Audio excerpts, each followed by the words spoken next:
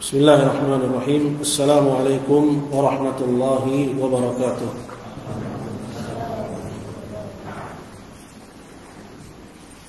Innal hamdalillah nahmaduhu ta'ala wa nasta'inuhu wa nastaghfiruh wa na'udzu billahi min shururi anfusina wa min sayyiati a'malina. Man yahdihillahu fala mudilla lahu wa man yudlilhu fala hadiya lahu. Asyhadu an la ilaha illallah wahdahu la syarika lah wa asyhadu anna Muhammadan abduhu wa rasuluh. Ya ayyuhalladzina amanu taqullaha haqqa tuqatih wa la tamutunna illa wa antum muslimun. Ya ayyuhan nasu taqu rabbakumul ladzi khalaqakum min nafsin wahidah wa khalaqa minha zawjaha wa batha minhuma rijalan katsiran wa nisaa. واتقوا الله الذي تساءلون به والأرحام إن الله كان عليكم رقيبا.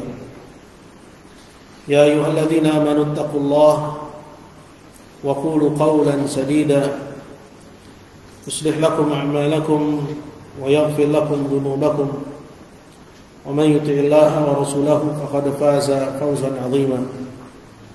أما بعد فإن أصدق الحديث كتاب الله تعالى وخير الهدي هدي محمد صلى الله عليه وسلم وشر الأمور محدثاتها فإن كل محدثة بدعة وكل بدعة ضلالة وكل ضلالة في النار. أعاذني الله وإياكم من النار. Hadirin kaum muslimin, ikhwah dan para santri sekalian yang saya muliakan, alhamdulillah, segala puji kita panjatkan kehadirat Allah Subhanahu wa taala atas limpahan nikmat dan curahan karunia-Nya kepada kita. Nah, insyaallah setiap Sabtu pagi ya jam 9 kita akan mulai kembali kajian rutin kita yang sebelumnya sudah pernah kita langsungkan, dan kita sudah selesai dari satu kitab. Ya, kemarin kita sudah menamatkan kitab Tajridut Tauhid karya Imam Al-Maqrizi rahimahullah. Dan mulai pagi ini insyaallah kita akan masuk kepada kitab yang baru. Tentunya kita mengetahui sebuah kitab yang bagus yang membahas tentang persoalan tauhid yang ditulis oleh Syekh Muhammad Ibn Abdul Wahhab rahimahullah, yaitu Kitabut Tauhid. Nah, Kitabut Tauhid ini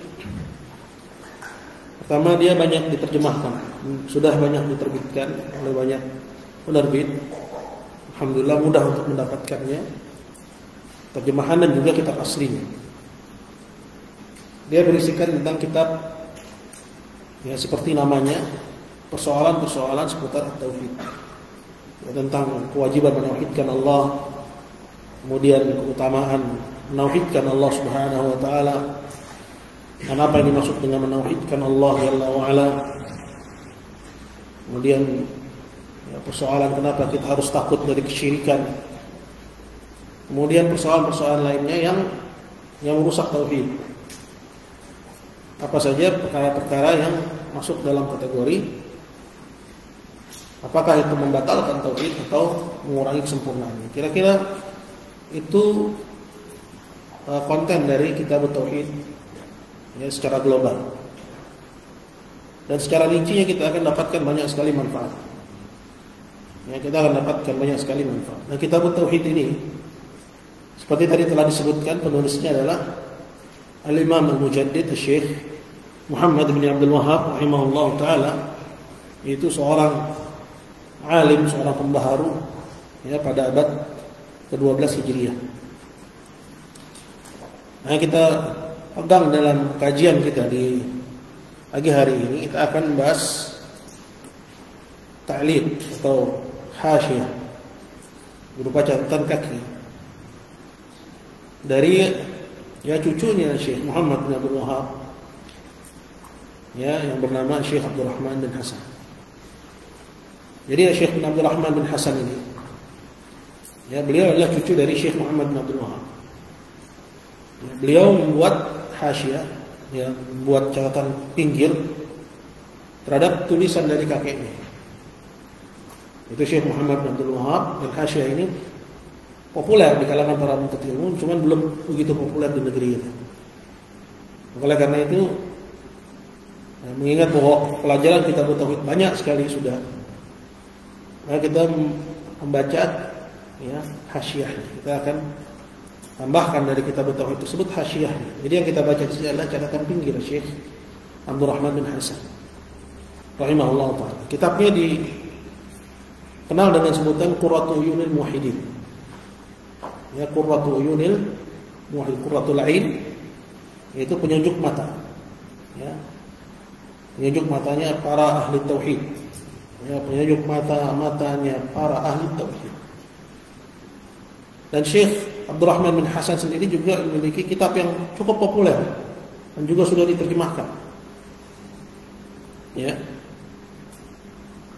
Membahas tentang persoalan tauhid yang banyak para penuntut ilmu tahu itu. Yaitu kitab Fathul Majid. Ya, Fathul Majid yang merupakan syarah terhadap kitab tauhid. Jadi ya di sini yang akan kita bahas adalah kitab Qurratu Uyunil Muwahhidin. Jadi kalau ditanya, apa kitab Qurratu Uyunil Muwahhidin itu? Maka kita bilang dia adalah hasyiah. Hasyiah itu adalah catatan pinggir, ya, atau catatan kaki yang lebih dikenal di kita dengan sebutan footnote gitu ya, terhadap kitab tauhid yang ditulis oleh Syekh Abdurrahman bin Hasan. Jadi kitab tauhidnya siapa penulisnya? Syekh Muhammad bin Abdul Wahab. Adapun yang menulis catatan pinggirnya siapa? Yang kita bahas di sini penulis kitab Qurratu Uyunil Muwahhidin yaitu Syekh Abdurrahman bin Hasan ya bin Muhammad bin Abdul Wahab. Jadi Muhammad bin Abdul Wahab ya memiliki anak yang namanya Hasan, dan Hasan memiliki anak namanya Abdurrahman. Ya, dia Abdurrahman bin Hasan bin Muhammad ibn Abdul Wahab rahimahullah taala. Dan kitab ini yaitu kitab Qurratu Uyunil Muwahhidin itu disyarah ya oleh Syekh Shalih Al-Fauzan hafizahullah taala ya, dengan kemudian dicetak syarahnya ya dengan judul At-Ta'liq Al-Mukhtasar Al-Mubin. Ya, segini jadinya. Apa kita baca segini Ustaz? Enggak. Ya, tahu selesainya kapan kalau kita baca segini. Jadi kita baca Qurratu Uyunil Muwahhidin ya, kemudian kalau memang ada catatan yang bagus dari Syekh Shalih Al-Fauzan kita baca dulu. Baik. Kita langsung kepada ya pembahasan kitab. Yaitu pada halaman 9 dari kitab ya Ta'liq Al-Mukhtasar Mubin. Siapa penulisnya Ta'liq Mukhtasar Mubin? Itu syarah dari siapa? Syekh Shalih Al-Fauzan terhadap kitab Qurratu Uyunil Muwahhidin yang ditulis oleh Syekh Abdurrahman bin Hasan. Dan Qurratu Uyunil Muwahhidin merupakan catatan kaki dari kitab tauhidnya Syekh Muhammad bin Abdul Wahab. Jadi seorang penuntut ilmu itu harus paham hal seperti itu. Jadikan sebagai maklumat tambahan. Dia bukan maklumat inti sebenarnya, ya, tapi maklumat tambahan. Di halaman 9 dari Ta'liq Al-Mukhtasar itu terdapat matan dari kitab tauhid. Ya, jadi aslinya dari sumber dari pembahasannya adalah kitab tauhid. Kemudian di halaman yang ke-10-nya baru masuk kepada kitab Qurratu Uyunil Muwahhidin. Baik, kita akan baca. Bismillahirrahmanirrahim. Alhamdulillah wa sallallahu ala Muhammadin wa ala alihi wa sahbihi wa sallam. Kitab tauhid. Jadi pada bab yang pertama dari kitab tauhid itu langsung judul kitab tauhid. Jadi nggak ada bab lagi di bawahnya. Kemudian masuk langsung kepada dalil ya berupa ayat kemudian hadis. Oleh karena itu banyak para ulama yang menyerupakan kitab tauhid ini dengan kitab Sahihul Bukhari. Ya, di mana tidak ada pada pendahuluan ya pada kitabnya suatu pun pendahuluan melainkan langsung pada firman Allah Ta'ala. Ini berbeda dengan gaya penulisan ya orang-orang sekarang. Jadi kalau kita lihat pada gaya penulisan orang-orang sekarang ya itu ada pengantar penerbit gitu ya. Kemudian apa lagi? Prolog ya, skapur siri, apa lagi? Sedangkan para ulama itu langsung kepada inti persoalan. Jadi setelah masuk kepada judul kita, Kitabut Tauhid, enggak ada lagi bab di sini. Dia langsung kepada wa qaulullahi ta'ala. Langsung kepada firman Allah Ta'ala. Jadi kalau kita mau sebutkan bab yang pertama ini tentang apa? Ya, mungkin kita bisa simpulkan bab yang pertama ini tentang kewajiban menauhidkan Allah Subhanahu wa taala. Nanti pada bab yang kedua ada disebut bab. Ya. Ada beberapa bab yang pertama itu enggak disebut bab, langsung kepada nama kita. Kitabut Tauhid wa qaulullahi ta'ala.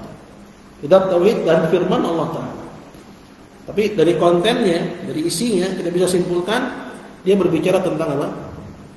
Tentang kewajiban menauhidkan Allah Subhanahu wa ta'ala. Jadi kalau misalnya antum ditanya, bab yang pertama berbicara tentang apa? Hah? Tentang apa? Ayo. Ya, tentang kewajiban menauhidkan Allah Subhanahu wa ta'ala. Kemudian berkata Syekh ya Muhammad bin Abdul Wahhab. Jadi kalau kita bilang berkata Syekh Muhammad bin Abdul Wahhab, berarti yang dibaca apa? Kitabut Tauhid. Kalau kita bilang berkata Syekh Abdul Rahman bin Hasan, berarti kitab apa? Qurratu A'yunil Muwahhidin. Kalau kita bilang berkata Syekh Shalih Fauzan, berarti kitab apa? Al-Mukhtasar Al-Mubin. At-Ta'liq Al-Mukhtasar Al-Mubin. Ya. Baik, berkata Syekh Muhammad bin Abdul Wahhab rahimahullah, wa qaulullahi ta'ala, dan firman Allah Ta'ala. Beliau berdalil dengan ayat, yaitu ayat ke-56 dari surat Az-Zariyat, wa ma khalaqtul jinna wal insa illa liya'budun.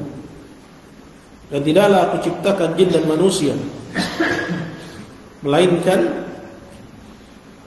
ya illa liya'budun, melainkan agar mereka beribadah kepada Dia. Kemudian ayat yang kedua, qala wa qawluhu, yaitu firman Allah Ta'ala, wa laqad ba'atsna fi kulli ummatin rasulan an i'budullaha wajtanibut taghut. Ya, surat An-Nahl ayat 36. Dan sungguh kami telah mengutus pada setiap umat rasulnya, beribadahlah kalian kepada Allah dan jauhilah taghut-taghut itu. Ini ayat-ayat ini berbicara tentang kewajiban menauhidkan Allah. Ya, nanti kita baca ya keterangannya. Ya, sekarang kita baca matannya. Wa qauluhu, ayat yang ketiga, wa qada rabbuka alla ta'budu illa iyyah wa bil walidaini ihsana. Dan Rabbmu memutuskan jangan kalian beribadah melainkan hanya kepada Dia, melainkan hanya kepada Allah, dan kepada kedua orang tua maka berbaktilah. Ya, ini sudah tiga ayat. Ayat yang keempat, itu yang terdapat dalam suratul An'am ayat yang 151, yaitu firman Allah Ta'ala, qul ta'alau atlu ma harrama rabbukum 'alaikum alla tusyriku bihi syai'an. Katakanlah ya, ta'ala ya halum, ya mendekatlah kalian, aku bacakan apa yang Allah haramkan ya kepada kalian, jangan sekali-kali kalian menyekutukan Dia dengan suatu apapun, jangan berbuat syirik. Kemudian ayat yang berikutnya, ayat 36 dari surat An-Nisa, wa'budullaha wa la tusyriku bihi syai'an. Dan beribadahlah kalian kepada Allah dan jangan kalian menyekutukan Dia dengan suatu apapun.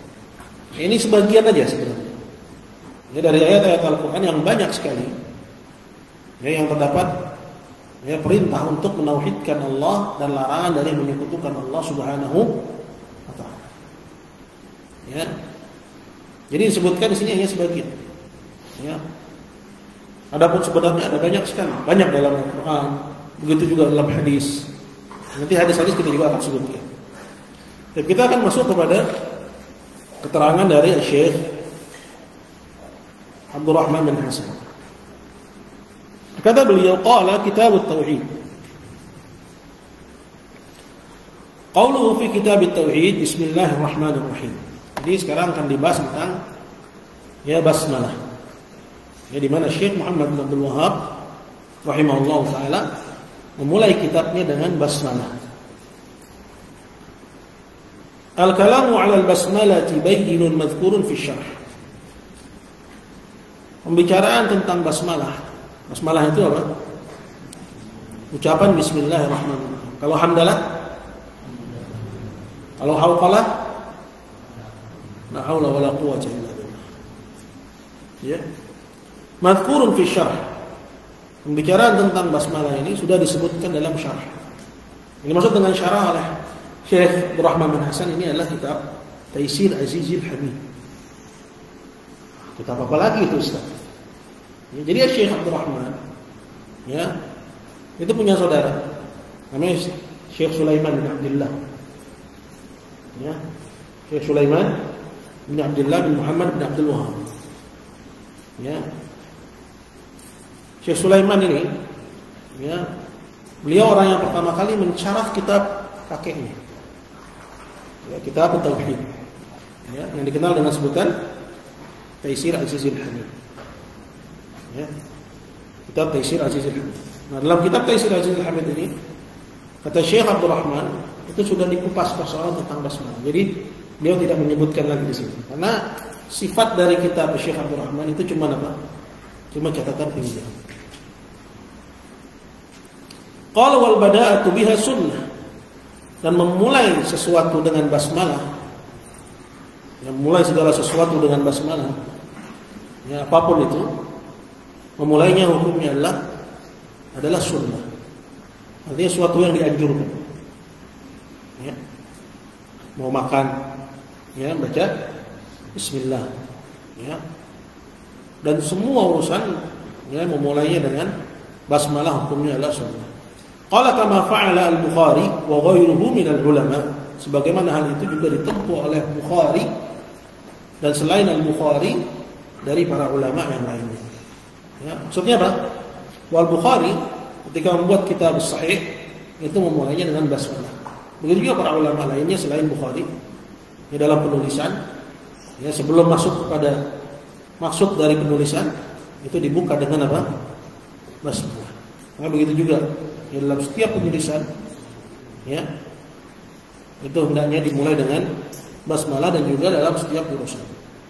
Qala ittiba'an lis-sunnah, dan itu ditempuh katanya dalam rangka mengikuti sunnah. Maksudnya sunnah siapa? Sunnah Nabi kita Muhammad sallallahu alaihi wasallam.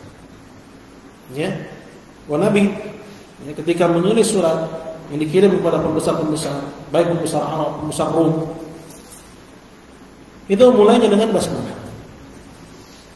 Mulainya dengan basmalah. Fi murasalatin Nabi sallallahu alaihi wasallam lil muluki wa ghairihim. Pada surat-surat yang dikirim oleh Nabi sallallahu alaihi wasallam kepada raja-raja dan juga selain mereka, dari penguasa-penguasa, pimpinan-pimpinan kabilah, beliau mengirim surat mendakwahkan Islam, itu memulainya dengan basmalah. Jelas? Wa fil amri bil bada'ati biha haditsun ma'ruf. Dan di sana ada hadis yang populer. Yang populer yang isinya memerintahkan untuk setiap memulai persoalan yang penting hendaknya memulainya dengan basmalah. Namun hadis ini diperdebatkan tentang kesahihannya. Lafalnya disebutkan kullu amrin dhi balin la yubda'u bismillahirrahmanirrahim fa huwa aqta'. Dalam riwayat yang lain fa huwa ajzam. Tiap persoalan yang penting yang tidak didahului dengan basmalah, maksudnya dengan ucapan bismillahirrahmanirrahim, maka dia terputus, maksudnya hilang keberkahannya. Namun seperti yang tadi telah dijelaskan bahwa hadis ini diperdebatkan tentang kesahihan. Namun kita punya yang tidak diperdebatkan, yaitu apa? Fi'lun Nabi sallallahu alaihi wasallam. Perbuatan Nabi sallallahu alaihi wasallam dalam penulisan surat-surat beliau yang beliau kirim kepada raja-raja dan pimpinan-pimpinan kabilah, bahwa beliau selalu memulainya dengan basmalah. Jelas? Kemudian berkata beliau, qala qawluhu kitabut tauhid, al-muradu bit tauhid tauhidul ibadah. Ini maksud dengan tauhid dalam persoalan ini, ya, dalam kitab tauhid yang ditulis Syekh Muhammad bin Abdul Wahhab rahimahullah taala adalah tauhidul ibadah. Ya, kita mengetahui bahwa tauhid itu sebagian membaginya menjadi dua. Ya, dan yang populer di zaman kita itu pembagiannya menjadi tiga. Ya. Namun baik pembagiannya menjadi dua atau dibagi menjadi tiga, ini tidak menghilangkan substansinya. Ini bahwa substansinya, isinya sama saja. Ya. Oke, ya kita kasih faedah. Para ulama yang membagi tauhid menjadi dua, seperti misalnya Ibnu Qayyim. Ya, menyebutkan bahwa tauhid yang pertama disebut dengan tauhid, ya, al-ma'rifah wal itsbat. Ya, al-ma'rifah wal itsbat. Yang kedua disebut dengan tauhid al-qasd wa talab. Al-qasd wa talab. Apa itu ma'rifah wal itsbat? Ya, perhatikan, tauhid ma'rifah wal itsbat, ya, itu masuk di situ takrif, ya, tauhid rububiyah dan tauhid asma wa sifat. Ya, jadi pada pembagian yang pertama masuk di dalamnya dua macam tauhid yang kita kenal, ya, dalam taksim thulathiyah. Ya, bagian yang tiga. Takrif ma'rifah, tauhid ma'rifah wal itsbat masuk di dalamnya tauhid rububiyah dan tauhid apa? Tauhid asma wa sifat. Ya, mengenal Allah sebagai Rabb. Ya, maksudnya apa? Pencipta, milik, pengatur, dan mengenal Allah dengan nama-nama dan sifat-sifatnya. Itu tauhid ma'rifah wal itsbat. Ya. Yang kedua, ya, dalam taksim thunaiyah, bagian bahwa tauhid itu cuma dua, yaitu, ya, tauhid al-qasd wa talab. Ya, tauhid al-qasd wa talab. Itu kepada siapa kamu ibadah? Ya. Untuk siapa kamu mengerjakan perintah, meninggalkan larangan. Bagian yang kedua ini yang disebut dengan tauhid al-uluhiyah. Ya. Jadi ada dua macam pembagian menurut Ibnu Qayyim dan yang lainnya. Sedangkan yang populer di kita itu pembagiannya ada berapa? Ada tiga. Ya, ada tiga. Yang pertama, ya, tauhid rububiyah. Itu mengenal Allah sebagai pencipta, pemilik, pengatur. Ya, kemudian yang kedua, tauhidul uluhiyah, itu mengenal Allah bahwa Dia satu-satunya semata yang berhak diibadahi, bukan selainnya. Kemudian yang ketiga, tauhidul asma wa sifat, mengenal Allah dengan nama-namanya yang indah dan sifat-sifatnya yang tinggi. Ya, baik pembagian itu thulathiyah atau thulathiyah, ya, pembagian itu buat tauhid dua atau pembagian buat tauhid tiga. Ya, setelah kita mengetahui uraian ini, tahulah kita bahwa, ya, mau dua atau tiga ini cuma kembali kepada ijtihad para ulama. Jelas, ya? Adapun substansinya sama, isinya sama. Paham? Ya, isinya sama. Nah, sekarang ada lagi yang membagi menjadi empat. Ya, tauhid rububiyah, tauhid uluhiyah, tauhid asma wa sifat, dan yang keempat tauhidul mutaba'ah. Ini seperti yang disebut oleh Syekh Muhammad bin Abdul Wahhab al-Musabi rahimahullah dalam kitab beliau Qaulul Mufid. Ini kalian pelajari. Ya, anak-anak kelas 7. Ya, beliau menambahkan tauhid al-mutaba'ah. Nah, ini penambahan la da'iyalah, yang kita katakan tidak perlu seharusnya. Kenapa? Ya, karena mengikuti Rasul sallallahu alaihi wasallam. Ya, itu bagian dari, ya, ibadah kepada Allah Subhanahu wa ta'ala. Kemudian ada lagi, ya, yang mengeluarkan tauhid hakimiyah. Ya. Sehingga Ya, menambahkan dari yang sudah ada, ya, menjadi tauhidul hakimiyah. Apa itu tauhid hakimiyah? Yaitu meyakini bahwa hukum itu hanya milik Allah. Ini kita masuk kepada persoalan kontemporer sekarang. Yaitu ada dalam Kitabul Iman yang dikeluarkan oleh Hasmi. Ya, Kitabul Iman yang dikeluarkan oleh Hasmi. Ya, tahu nggak Hasmi? Tahu? Fajri, Radio Fajri tahu? Itu dikeluarkan oleh Hasmi. Kita katakan juga inilah daya. Ya, ini juga pembagian yang tidak perlu. Kenapa? Karena persoalan bahwa hukum itu di tangan Allah Subhanahu wa taala, dia masuk kepada tauhid rububiyah dan masuk kepada tauhid, ya, al-uluhiyah. Jadi kita kembali bahwa tauhid itu kalau nggak dua, berapa? 3. Ya, ini yang populer di kalangan, ya, para ulama kita, ya, rahimahumullahu ta'ala. Qala al-muradu bit tauhid. Jadi kalau misalnya antum ditanya kitabut tauhid, tauhid di sini tauhid apa? Apakah tauhid rububiyah? Enggak. Ya. Apakah tauhid asma wa sifat? Enggak. Ya. Jadi tauhid apa? Tauhid al-ibadah atau disebut juga dengan tauhid al-uluhiyah. Ya. Atau disebut juga dengan tauhid al-qasd wa talab. Al-qasd wa talab. Qasd itu artinya maksud, at-talab itu permintaan. Ya. Maksudnya apa? Seorang dalam ibadahnya hanya menunjukkan untuk Allah Subhanahu wa taala. Permintaan itu maksudnya tuntutan Allah Subhanahu wa taala kepada kita bahwa agar kita tidak beribadah kecuali kepada-Nya. Baik. Berkata Syekh Abdul Rahman, al-muradu bit tauhid, yang dimaksud dengan tauhid di sini adalah tauhidul ibadah. Ya, tauhid ibadah. Apa maksudnya tauhid ibadah? Yaitu bahwa ibadah itu harus ditauhidkan. Ya, apa maksudnya ditauhidkan? Tauhid itu artinya menyatukan.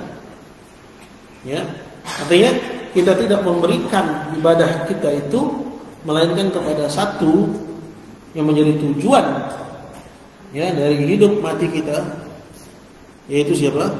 Allah Rabb kita Subhanahu wa taala.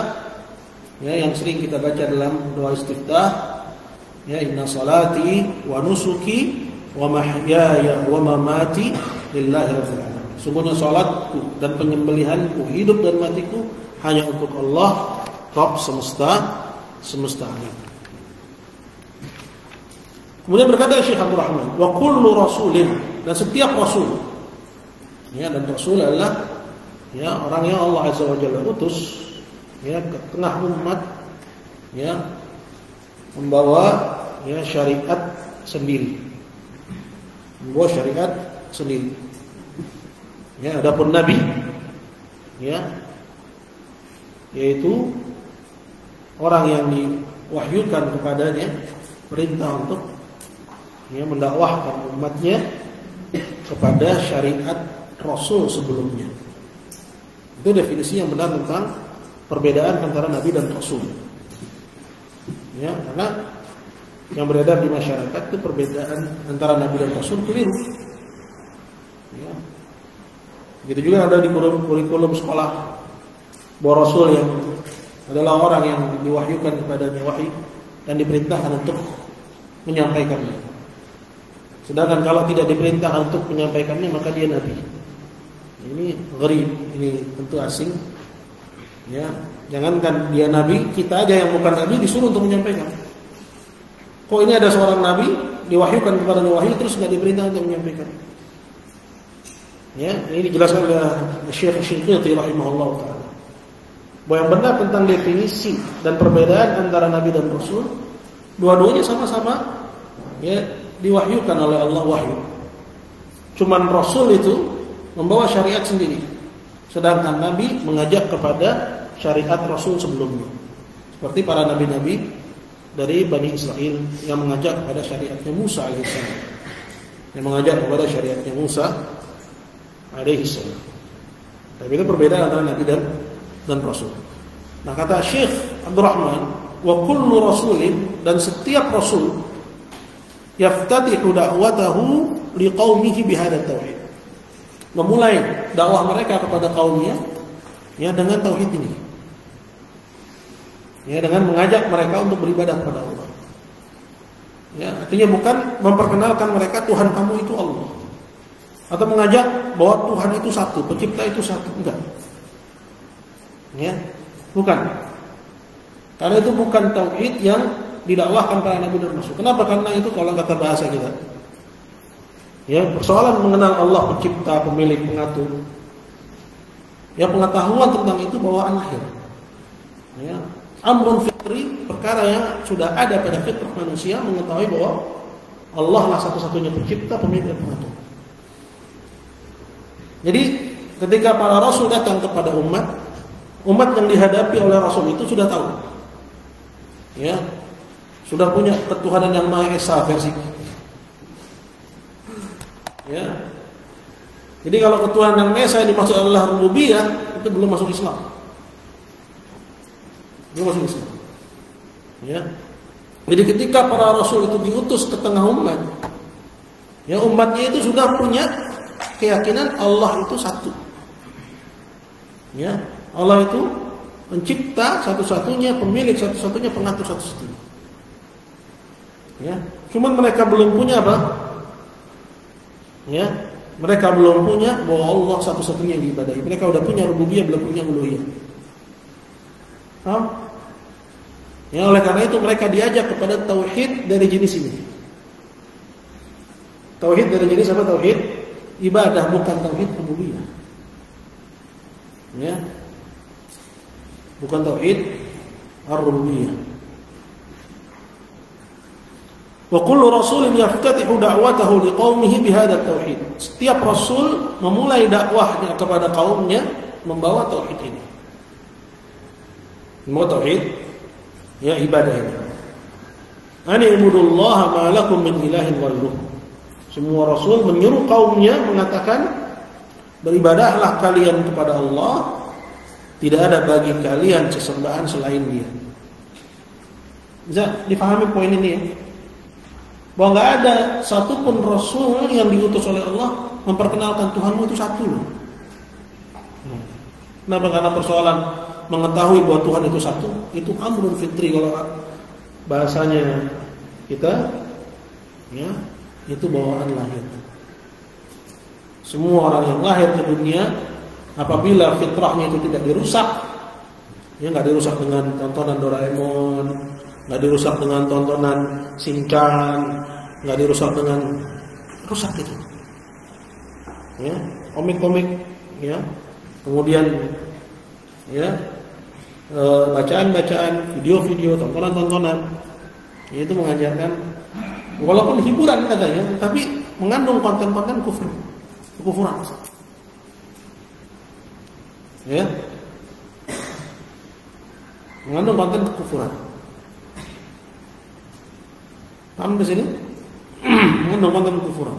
Ya, Doraemon, ya, dia bisa memuluskan, ya, mengabulkan semua yang kita minta. Ya, itu tagline-nya aja seperti itu. Belum lagi cerita-cerita, ya, sampingannya. Tagline-nya udah kufur. Ya, semua, gitu kan? Dapat dikabulkan. Apa sih? Nanti hafal.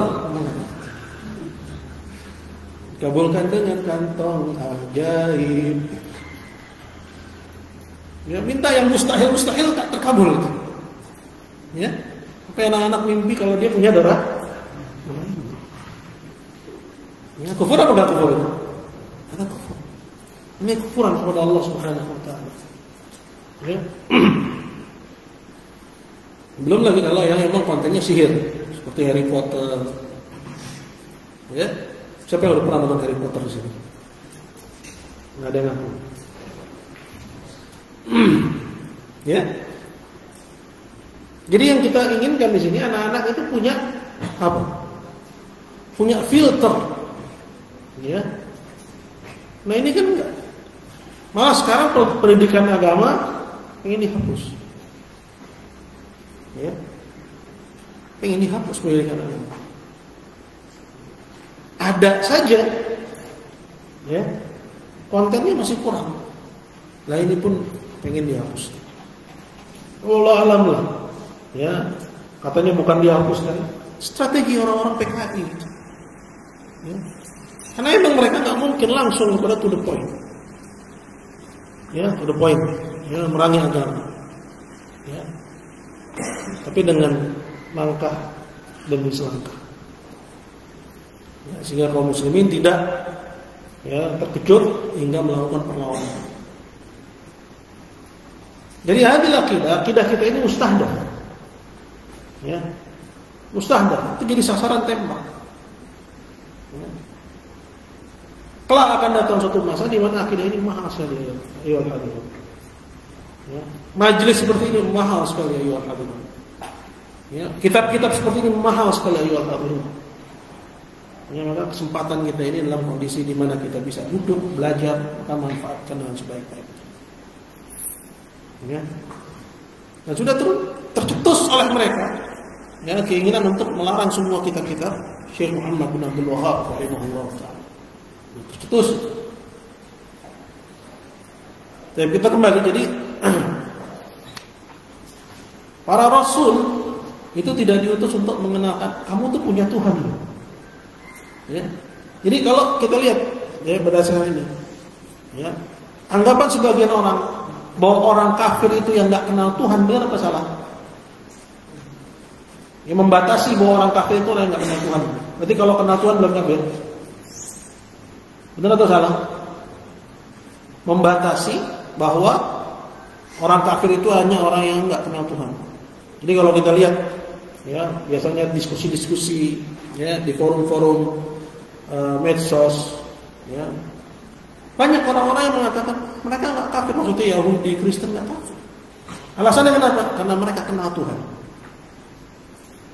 Berarti ada di dalam benak. Lihat, yang ngomong ini kalau kita lihat namanya Muslim semua. Ya.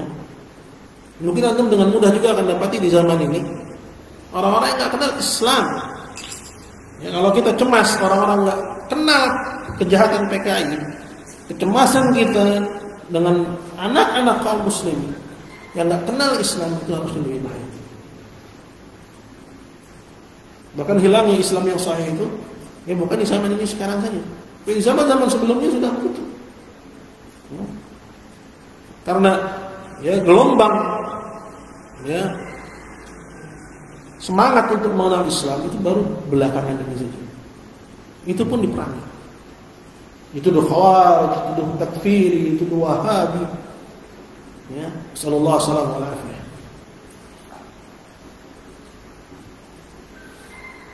Nah, coba siapa bisa jawab pertanyaan tadi? Abdurrahman, Abdurrahman. Membatasi bahwa kekufuran itu hanya untuk orang yang nggak kenal Tuhan. Betul atau salah? Salah. Ya.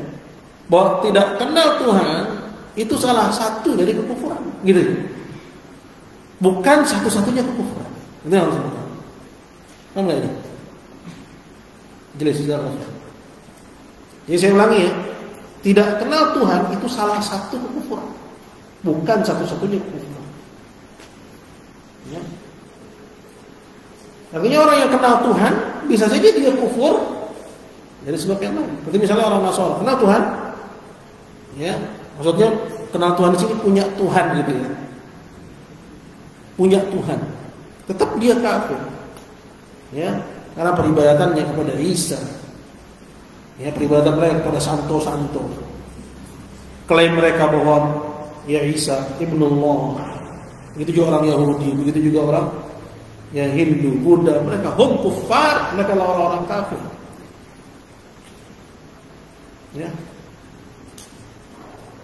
Mereka adalah orang-orang kafir. Jadi semua rasul memulai dakwahnya. Nanti di sini ada skala prioritas. Prioritas untuk berdakwah kepada apa? Kalimat tauhid dulu. Kalau prioritas dakwah itu kepada kalimat tauhid, berarti juga prioritas dalam taklim, dalam ilmu, dalam belajar, dalam membaca, menggali, itu pun juga harusnya kepada persoalan tauhid. Bukan persoalan khilafah.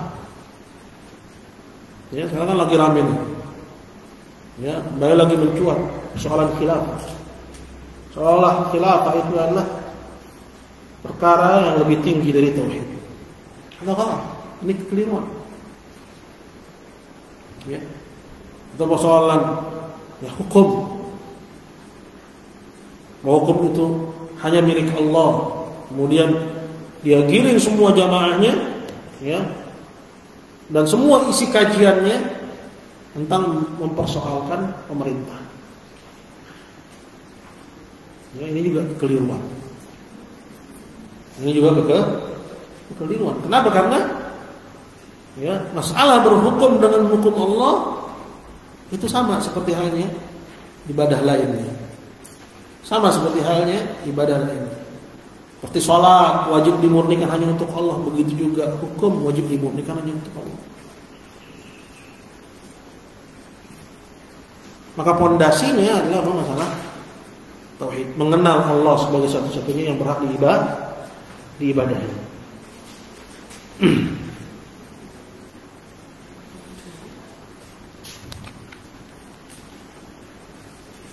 Berkata Syekh Abdul Rahman, qala kama fi suratil A'raf wa Hud wa ghairihima. Sebagaimana ayat ini terdapat dalam surat A'raf, begitu juga surat Hud dan yang lainnya. Itu firman Allah Taala, "Ani'budullaha ma lakum min ilahin ghairuh." Beribadahlah kepada Allah, tidak ada bagi kalian satupun sesembahan selain daripada Dia. Kemudian berkata Syekh Abdul Rahman, wa qaulullahi ta'ala. Yang ayat yang pertama yang tadi kita sebutkan, yaitu firman Allah Taala yang ada pada surat Adz-Dzariyat ayat 56 yang berbunyi, wa ma khalaqtul jinna wal insa illa liya'budun. Dan tidaklah kami ciptakan jin dan manusia melainkan agar mereka beribadah kepada-Ku. Nah, ayat ini pertama merupakan dalil akan wajibnya menauhidkan Allah. Dia lebih wajib daripada sholat, daripada puasa, daripada zakat, daripada haji, daripada umrah, daripada menegakkan khilafah. Camkan ini, ikhwan. Sebagian orang sekarang, khususnya orang-orang pergerakan, menganggap bahwa menegakkan khilafah itu lebih utama daripada menauhidkan. Orang-orang HTI. Untuk itu mereka rangkul orang-orang Rafidhah, orang-orang Naqsyabandiyah, orang-orang yang secara akidahnya mereka tidak menauhidkan Allah Azza wa Jalla. Yang penting khilafah dulu. Begitu juga logika sebagian orang-orang pergerakan, orang-orang ISIS misalnya. Mereka menganggap tauhid itu penting, namun perlu hukum yang melindungi. Gimana bisa menegakkan tauhid kalau nggak ada hukum yang melindungi? Awalnya mereka membaca kitab-kitab Syekh Muhammad Abdullah. Wajib menauhidkan Allah, larangan menyekutukan Allah, bahwa pelakunya syirik, bahwa orangnya kafir keluar dari Islam. Belakangan mereka pindah topik, masuk pada persoalan hukum dan menganggap bahwa kita nggak mungkin menegakkan tauhid, memberantas kesyirikan kalau nggak ada hukum yang menaungi. Ini jelas syubhat. Ini syubhat kontemporer mereka. Nah, kita tanya kepada mereka. Ketika Nabi SAW mendakwakan tauhid di Mekah, hukum siapa yang berlaku? Apakah hukum Islam atau hukum kafir? Atau hukum jahiliyah? Kamu jawab, maka apa jawabnya? Hukum jahiliyah. Ketika Nabi mendakwakan tauhid ke tengah para sahabatnya di Mekah, dan ketika itu kaum muslimin du'afa, orang-orang yang lemah, diusir ke sana ke sini, ditangkap, disiksa, namun tetap mendakwakan tauhid. Di Mekah ketika itu hukum siapa yang berlaku? Siapa yang memegang pemerintahan saat itu? Apakah muslimin? Apakah hukum yang berlaku saat itu hukum Islam? Jawablah, belum hukum jahiliyah. Kalau begitu berarti ainal aula, mana yang lebih utama? Menanamkan tauhid atau mengurusi masalah khilafah? Merebut hukum, merebut kekuasaan. Nabi SAW bahkan menanamkan tauhid itu 13 tahun di Mekah. 13 tahun. Dan ketika itu belum 10 tahun belum turun perintah untuk sholat. Belum turun perintah untuk sholat. Itu sholat loh. Apalagi persoalan khilafah. Kita bukan musuh persoalan khilafah. Khilafah itu penting, namun dia bukan yang paling penting. Kenapa kita perlu dudukkan hal ini? Karena sebagian orang-orang pergerakan, karena keinginan mereka yang kuat untuk penegakan khilafah, mereka sampai mengabaikan yang lebih penting, itu tauhidullah. Alasan ini yang menjadikan kita perlu menekankan ini, menjelaskan bahwa khilafah itu penting, namun dia tidak lebih penting daripada tauhid. Karena kalau misalnya ada orang meninggal dunia, yang ditanya apa? Sudah kamu menegakkan khilafah? Yang ditanya apa? Man rabbuk, wa man nabiyyuk, wa ma dinuk? Laisa kadzalik, bukan begitu? Kamu jawab, bala. Ya kan? Ada mayit ini, ada hadis, ya. Idza wudi'a al-mayyit fil qabr. Apabila seorang mayit diletakkan dalam kubur, atahu malakan, datang kepadanya malaikat, 2 orang malaikat. Ya. Satu di kepalanya, satu lagi di kakinya. Ya. Bertanya kepadanya, hal aqamtum khilafah? Sudahkah kamu tegakkan khilafah? Ada hadis begitu. Nah, baik. Dah ada. Tapi apa yang ditanya oleh malaikat? Man rabbuk wa man nabiyyuk wa man nabiyyuk wa ma dinuk. Man rabbuk ada tauhid. Ya, siapa Rabbmu? Maksudnya man ilahuk, siapa sesembahanmu satu-satunya. Jangan lagi bilang man rabbuk, berarti rububiyah yang ditanya Ustaz. Kan, nah rububiyah lah masanya adalah uluhiyah. Karena rububiyah konsekuensinya adalah uluhiyah. Wa man nabiyyuk, ya. Itu ittiba'. Ya, wa ma dinuk, dan apa agamamu. Jadi ini ya perlu ditekankan. Bukan kita musuhin persoalan khilafah. Khilafah bagian dari Islam. Ya, la hadza wa la hadza. Kita enggak ekstrem kanan sehingga mementingkan khilafah daripada tauhid, enggak juga ekstrem kiri macam orang-orang liberal. Ya, yang musuh khilafah. Enggak. Ya. Bahkan kita menanti-nanti ya khilafah ala minhajun nubuwah. Khilafah di atas minhajun nubuwah. Namun bukan khilafah ya khilafah kuburiyah yang menghimpun semua ya orang-orang yang manhab wadab ya, dari segala macam sekte, kemudian dibiarin mereka dalam kekufurannya ya, dibiarkan di atas kekufurannya. Yang penting kumpul dulu katanya, seperti kaidah ikhwaniyah, kaidahnya orang-orang ikhwan ya. Apa katanya ya, nata'awan fima ittafaqna alaihi wa na'dzuru ba'duna ba'dan fima ikhtalafna fihi. Pernah dengar kaidah ini? Ya. Nata'awan fima ittafaqna alaihi. Kita kerjasamalah dalam hal-hal yang kita sepakati. Ini benar, dalam hal ini benar. Ya, kalau kerjasamanya dibangun di atas kebenaran. Wa na'dzuru ba'duna ba'dan fima ikhtalafna fihi. Dalam persoalan yang kita perselisihkan, kita saling maafkan. Ini benar juga. Kalau yang dimaksud adalah persoalan ya khilaf seperti ya al-khilaf ya yang bukan khilaf at-tadad. Ya, syirik dan tauhid ya enggak mungkin kita na'dzuru ba'duna ba'dan. Kita saling maafkan. Tapi kalau khilafnya persoalan khilafiyah, jarinya gerak atau jarinya enggak gerak, ya kunut atau enggak kunut, ada na'dzuru ba'duna ba'dan. Kita boleh maafkan dalam masalah ini. Tapi dalam masalah tauhid, syirik, ya, ini naqsyabandiyah, kuburiyah, kemudian ini salafiyah, muwahhidin, na'dzuru ba'duna ba'dan. Ya, sedangkan dalam tauhid itu seorang harus apa? Kufur bit-taghut. Gimana dia bisa kufur kepada taghut yang Allah perintahkan, "Wa may yakfur bit-taghut wa yu'min billah." Ya. Sedangkan dia merangkul kuburiyun. Dia merangkul orang-orang yang subbus sahabat, mencaci sahabat Nabi SAW, orang-orang Rafidhah. Ya udah deh kita kumpul dulu, yang penting tegak dulu khilafah lah. Nggak bisa. Ya.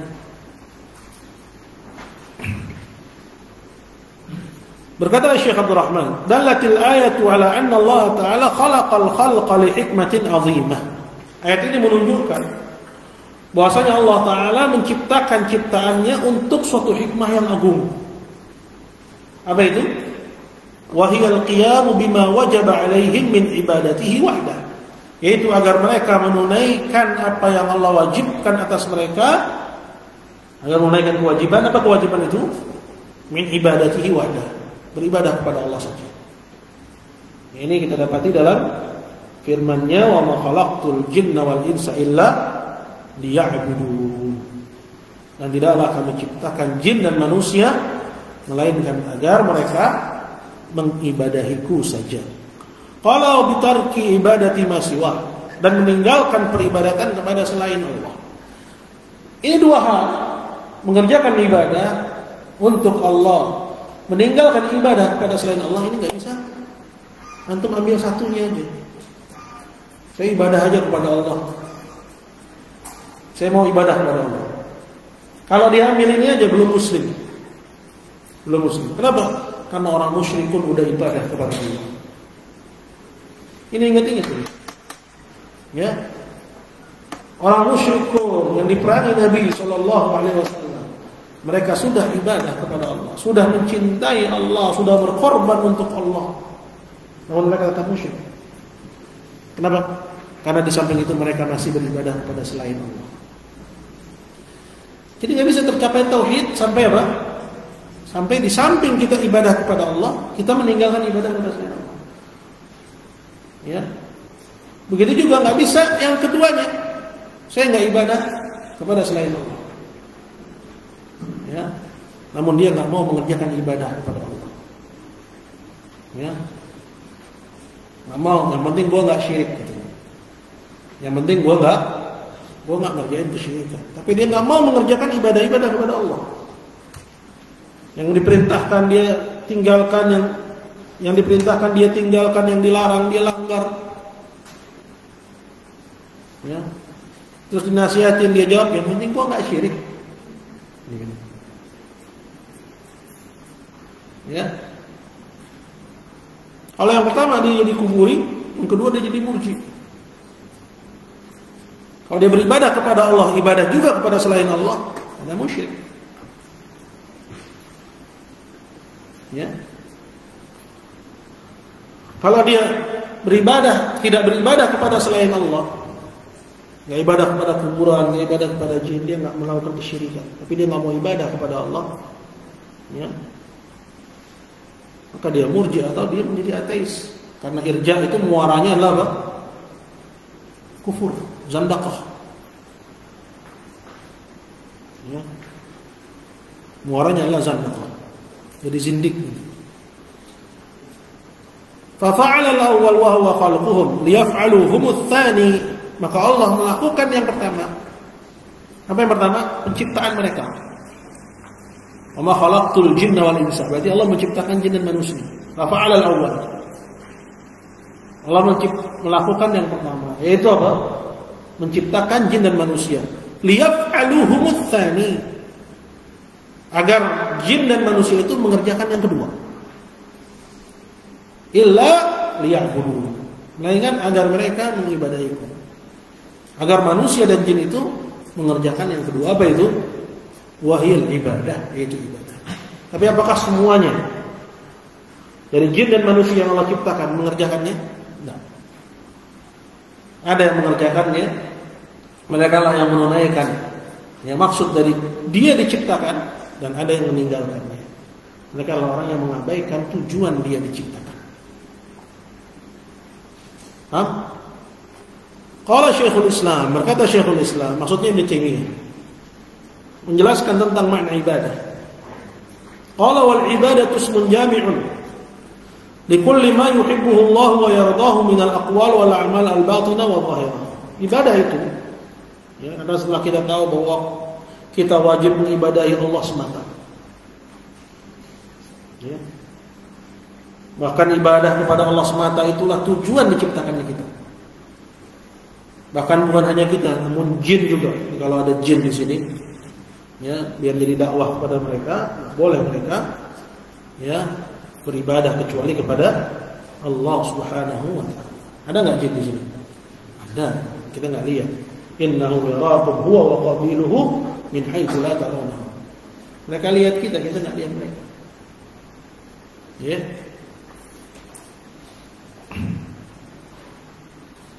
Nah, maka oleh karena itu dijelaskan setelahnya oleh Syekh Abdul Rahman tentang definisi ibadah. Dikutip dari perkataan Syekhul Islam dari kitab Al-Ubudiyah. Berkata Syekhul Islam, maksudnya Ibnu Taimiyah Al-Harrani, "Qala wal ibadah itu adalah ismun jami'un li kulli ma yuhibbuhu Allah wa yardah." Ibadah itu adalah ibadah, nama, namanya ibadah. Dia mencakup semua yang Allah cintai dan semua yang Allah ridhai. Minal aqwal, dari ucapan-ucapan. Maksudnya ucapan-ucapan yang dicintai dan diridhai oleh Allah. Apa aja misalnya? Ya. Apa ucapan yang dicintai oleh Allah? Tilawah Quran, ad-du'a, al-mau'izah. Ya. Minal aqwal wal a'mal, dan juga perbuatan-perbuatan yang dicintai dan diridhai oleh Allah, seperti misalnya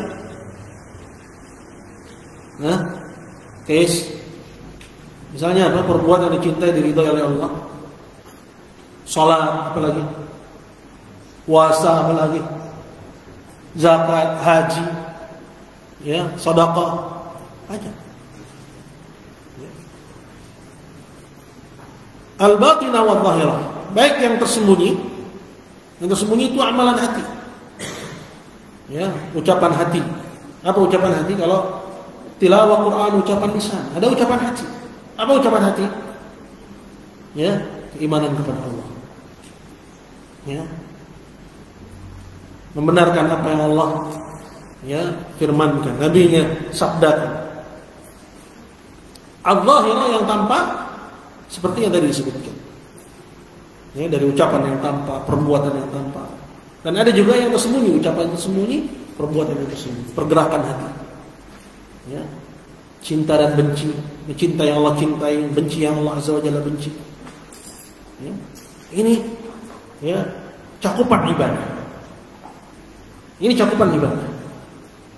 Yaitu semua yang Allah cintai dan Allah ridhai, baik dari ucapan dan perbuatan, baik yang tampak maupun yang tersembunyi. Di sini kita tahu lingkupnya ibadah itu mencakup apa? Ucapan lisan, perbuatan anggota badan, dan juga pergerakan hati. Semua yang Allah cintai dan Allah ridhai, ya, yang dilakukan oleh semua itu adalah ibadah. Ini kalau kita tahu bahwa itu ibadah, dia nggak boleh diberikan untuk selain Allah Subhanahu wa taala.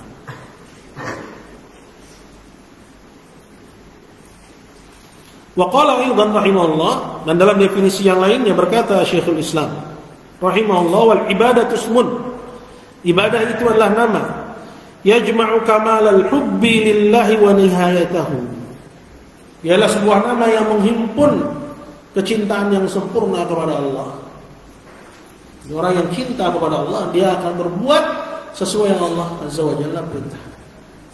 Disuruh kerjain, disuruh tinggalin, dia tinggalin. Landasannya apa? Kecintaan kepada Allah. Wa kamalul dzul, dan menghimpun juga kerendahan yang total. Karena dia merasa rendah, maka semua perintah, semua larangan yang Allah Azza wa Jalla ya perintahkan kepadanya atau larang, itu dia kerjakan. Kenapa? Karena dia berada di bawah ya kerendahan yang total di hadapan Allah Subhanahu wa taala. Fal hubbul khali an dzul, maka kecintaan saja tanpa kerendahan hanya sebatas cinta. Ya, wa dzulul khali an hubb, begitu juga kerendahan saja tanpa disertai dengan kecintaan, la yakunu ibadah. Dia bukan ibadah. Ya, ada seorang cinta, suami cinta kepada istrinya. Tapi apakah dia yadhullulah, ya rendah di hadapan istrinya? Enggak. Ya. Begitu juga ada orang yang rendah, ya, tapi dia nggak cinta. Dia masalah rendah, tapi dia nggak cinta kepada orang tersebut. Maka kalau terkumpul keduanya, kecintaan dan juga kerendahan, ya, maka itulah ibadah. Cinta saja tanpa disertai kerendahan bukan ibadah. Kerendahan saja tanpa disertai dengan kecintaan bukan ibadah. Orang yang takut sama pimpinannya, prajurit sama komandannya, dzul, tapi cinta enggak. Ya, di belakang komandannya diomongin, digibahin komandan. Ya, syahalan tuh komandan gitu.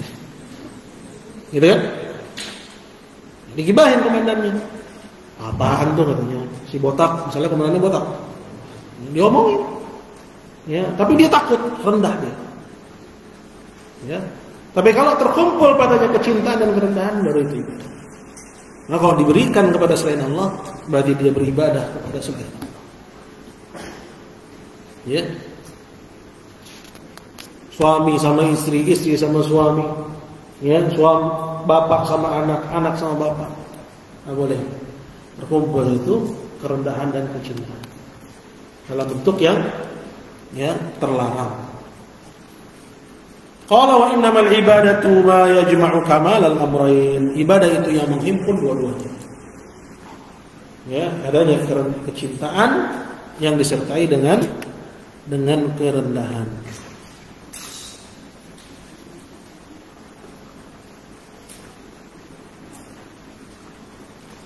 Wallahu ta'ala a'la wa a'lam. Ada pertanyaan?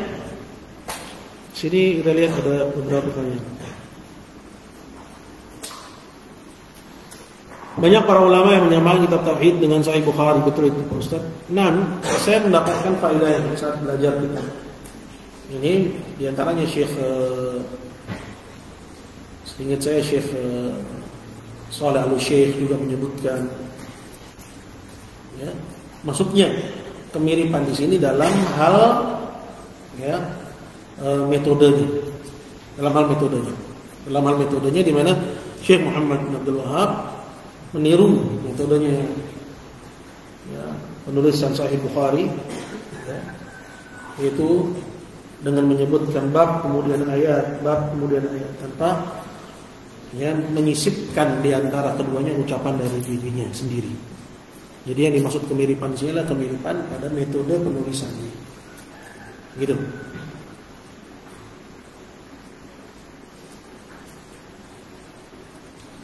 Apakah kitab pembatal keislaman yang ditulis oleh Dr. Abdul Aziz Muhammad bin Ali Al-Abdul Latif bagus untuk dibaca? Saya nggak tahu apa kitab yang dimaksud. Baik. Tapi di sini ada pertanyaan, ikhwan. Lakum soal. Tafadhal.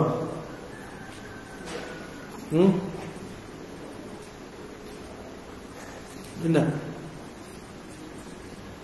Kamu, Fauzan, jangan ntar kalau udah bubar baru nanya. Baik, kalau nggak ada pertanyaan kita cukupkan aja. Ya. Kita cukupkan sampai di sini. Jazakallahu khairan wa barakallahu fiik. Ya, semoga apa yang saya bermanfaat.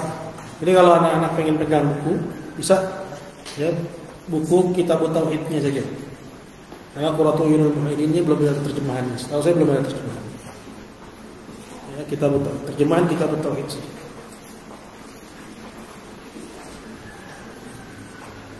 Wassallallahu ala sayyidina Muhammadin wa ala alihi wa sahbihi wasallam. Subhanakallah wa bihamdika asyhadu an la ilaha illa anta astaghfiruka wa atubu ilaik. Assalamualaikum warahmatullahi wabarakatuh.